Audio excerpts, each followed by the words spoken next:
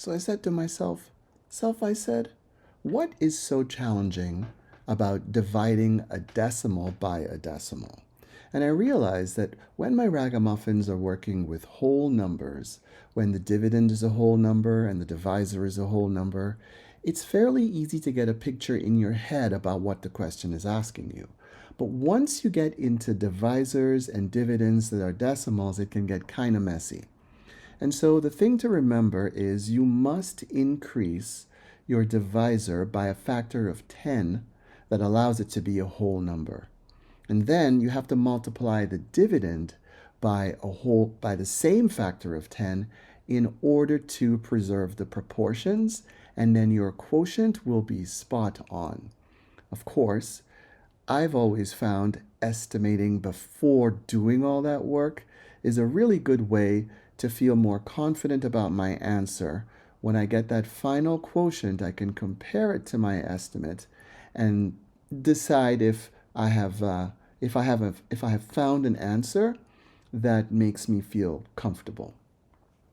So in this situation, we're dealing with one of my past ragamuffins. You know, he's gotten a little older. He's got some different things on his mind. And let's take a look and see exactly what situation this character has presented.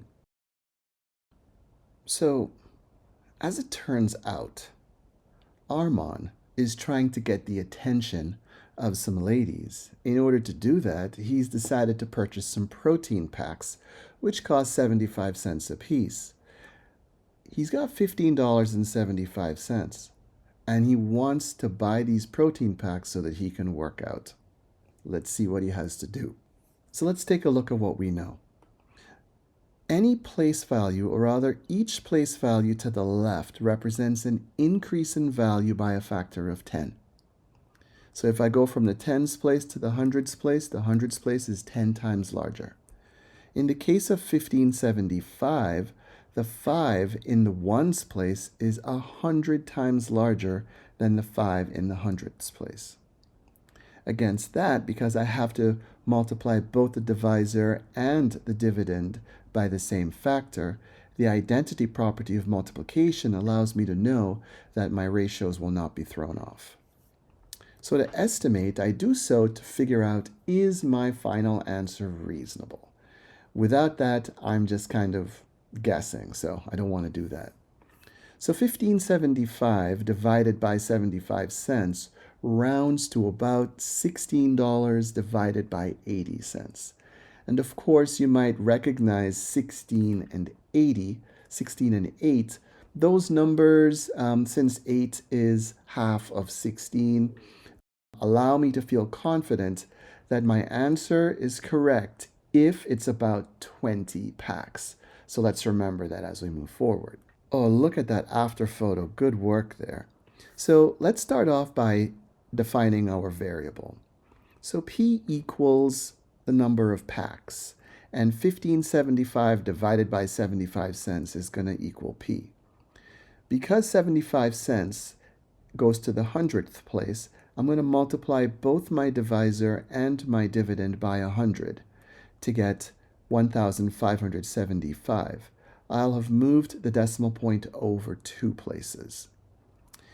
And the method that I choose to use is partial products to figure out how many times does 75 go into 1,575. So I'm going to start with 10 groups of 75, and my difference is 825. That's what's left. I realize I can take another 10 packs of 750, leaving 75, 1 pack. So when I find the sum of my partial products, I get 21 packs, which, when I compare it to my estimation of 20 packs, leads me to believe that my answer is correct, that P does equal 21 packs. Look at those abs, man, the smile, the pecs, the before and the after. You know what? You should be proud of yourself, Armand. And the thing to remember as we do this work is that you have to multiply the divisor by a factor of 10 large enough to make it a whole number.